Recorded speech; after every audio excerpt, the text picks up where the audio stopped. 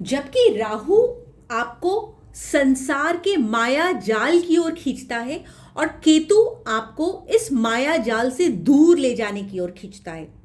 राहु और केतु हैं तो दोनों छाया ग्रह, लेकिन केतु की टेंडेंसीज राहु से जस्ट ऑपोजिट हैं। इसके पास सिर नहीं होता, इसके पास फीलिंग्स होती हैं। ये अंतर्ज्ञान पे भरोसा करता है, ये सैक्रिफाइस को डिनोट करता है, ये मोक्ष को डिनोट करता है।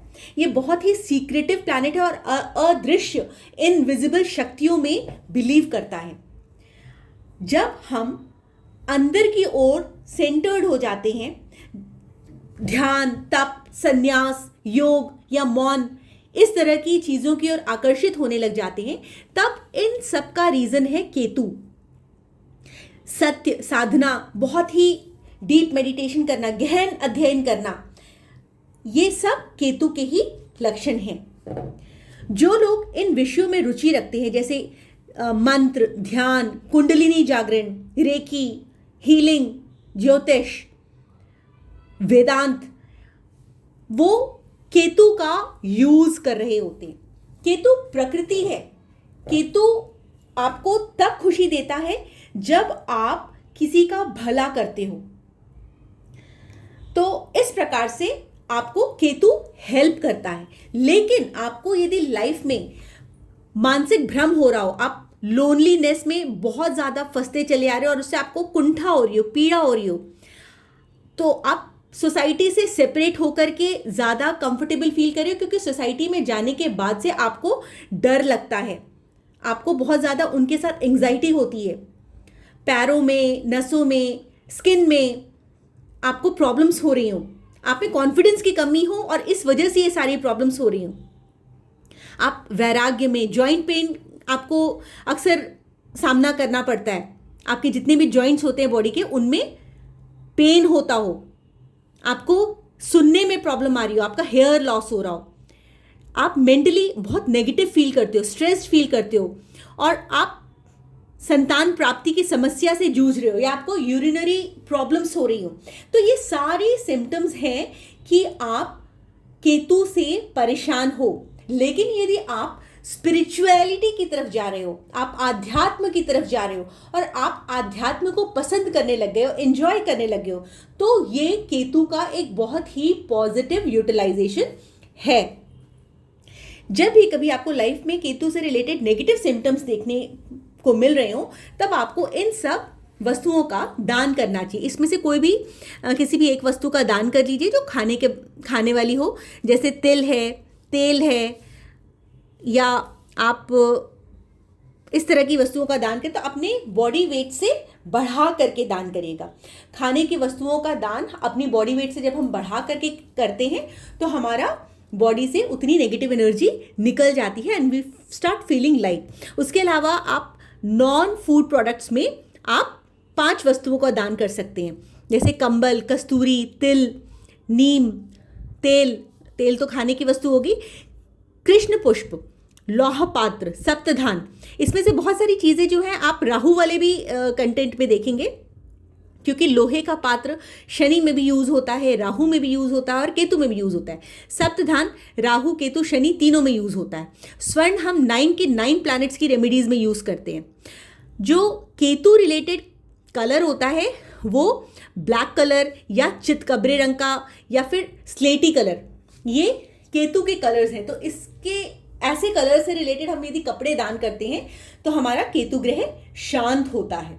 अब हम किस तरह के व्यक्तियों से बात करें और कैसे इज्जत से बात करें, प्रेम से बात करें, है ना, तो हमारा केतु अच्छा हो जाएगा। तो जो लोग ओल्ड होते हैं, बुजुर्ग होते हैं, उनके साथ आपको हमेशा रेस्पेक्टफुली बात करनी चाहिए।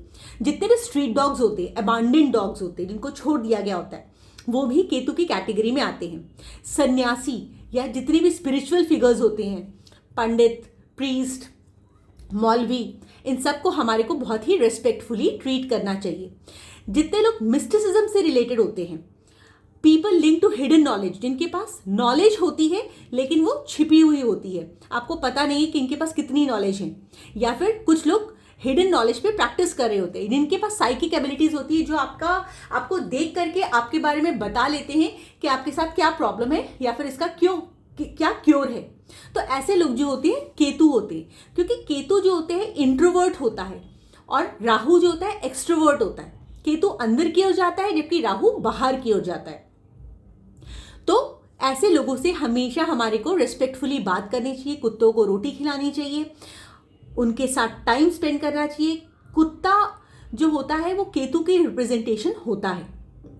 इसके अलावा आप एकाक्षरी मंत्र का जाप करिए। केतु का एकाक्षरी मंत्र क्या है? ओम केम केतवे नमः। तांत्रिक मंत्र क्या है? ओम श्राम श्रीम श्रौम सह केतवे नमः।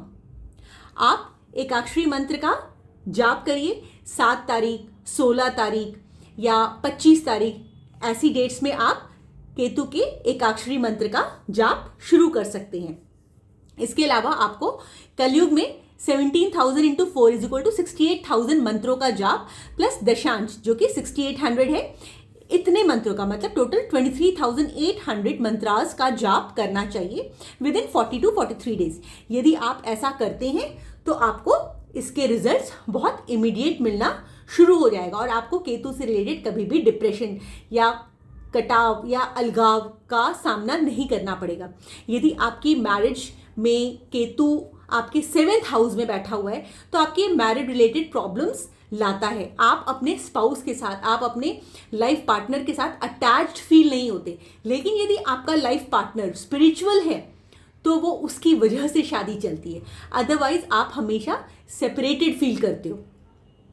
तो यदि आपके सिम्टम्स इस तरीके के हैं तो आप केतु के उपाय करिए। यदि आपका 10th हाउस में केतु बैठ गया है तो वो आपको हमेशा आपके प्रोफेशन से काटता रहेगा।